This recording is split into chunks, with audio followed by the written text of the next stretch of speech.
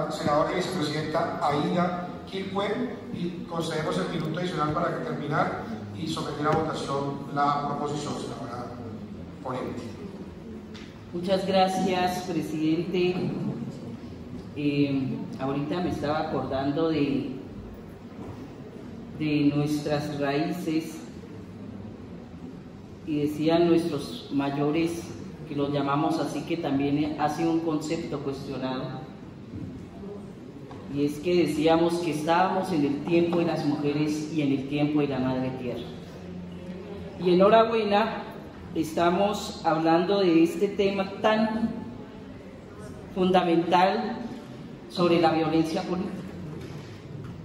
Es un tema que me parece importante revisar, y ayer que estábamos hablando sobre el servicio militar obligatorio y hoy hablando de este tema, me estaba acordando también el día que yo llegué en el 2008 aquí en Bogotá con la minga de resistencia social y comunitaria, y solo les quiero contar una anécdota. Y llegamos y nos reunimos por primera vez con el gabinete del presidente Uribe, los ministros, y me acuerdo tanto que los que hacían la parte de seguridad eran las mujeres policías. Y yo estuve y en un momento entré al baño y habían mujeres policías llorando atrás del baño. Y entonces yo les pregunté, porque pues en ese entonces lo que dice Paloma es cierto, y seguramente en ese tema de ideológica política nos han dicho, ustedes son de dos extremos, ¿sí?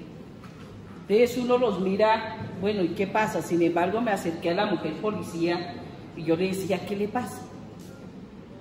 Y ella me dijo, no, es que aquí somos 5 mujeres que nos maltrataron porque llegamos 10 minutos tarde. Y una de ellas me mostró la pierna y estaba moreteada porque la cogieron a patas. Lo digo así porque en esa época vi esa realidad, y estoy hablando del 2008.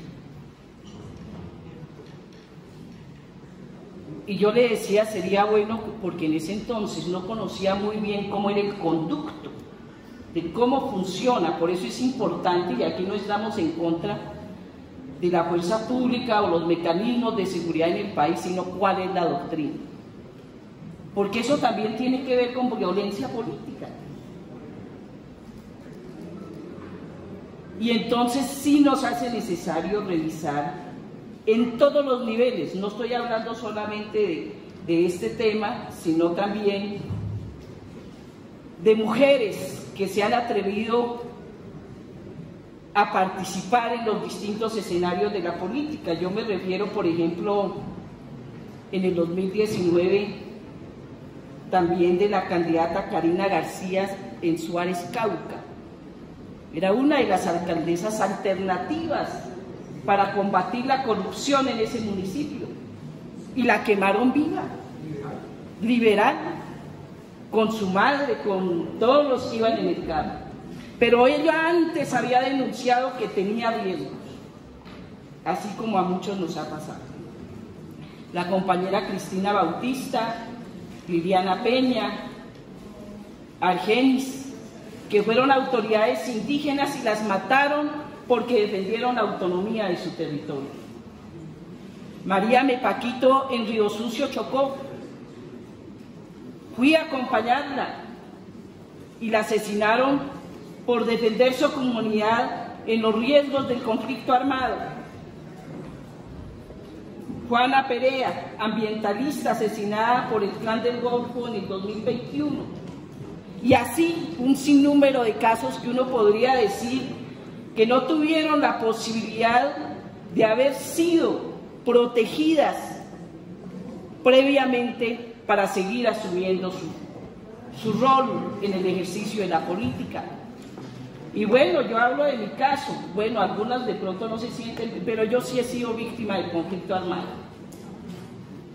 Porque a mí me asesinaron a mi esposo después de la minga, una emboscada militar, 117 tiros, y luego dijeron que lo habían hecho porque venía una jefe guerrillera.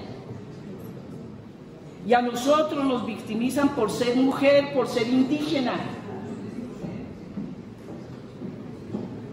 Pero bueno, yo pienso que estos son los pasos que saltamos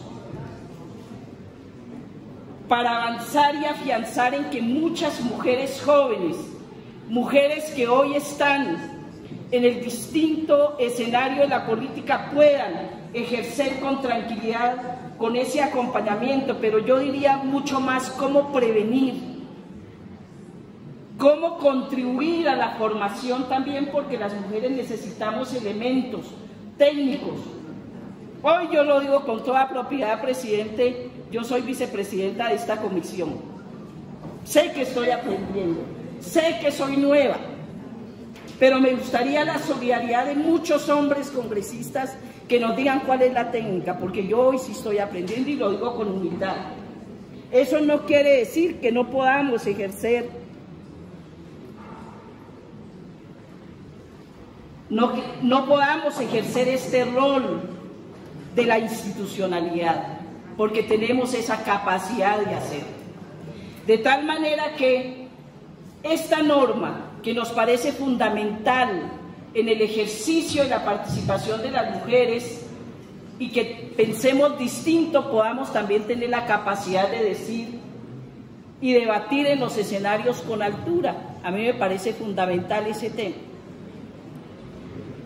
Y en ese sentido también comparto plenamente en que no podemos ir al extremo, porque también es cierto que para el caso de los pueblos indígenas existe la dualidad, están nuestros abuelos, nuestros hijos, nuestros hermanos, y que con ellos tenemos que construir ese proceso comunitario, pero eso no quita que la cultura nos reduzca a la invisibilización y a la no participación. Y son tareas que tenemos que empezar a trabajar también al interior de nuestras comunidades, en los feminicidios, en la violencia sexual y en muchos otros temas, pero en este tema estructural de la participación política, yo creo que, y traigo a colación esto, hacer minga para que algún día exista esa igualdad y esa verdadera participación de la mujer, y que en el ejercicio del ser humano cometemos nuestros errores,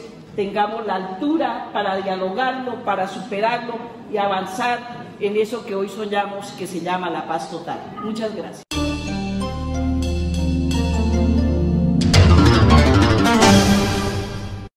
Si te gustó escuchar este artículo, suscríbete a nuestro canal, 90 Segundos Noticias. Recuerda, activar la campanita, darle compartir y dejarnos tu comentario. Gracias.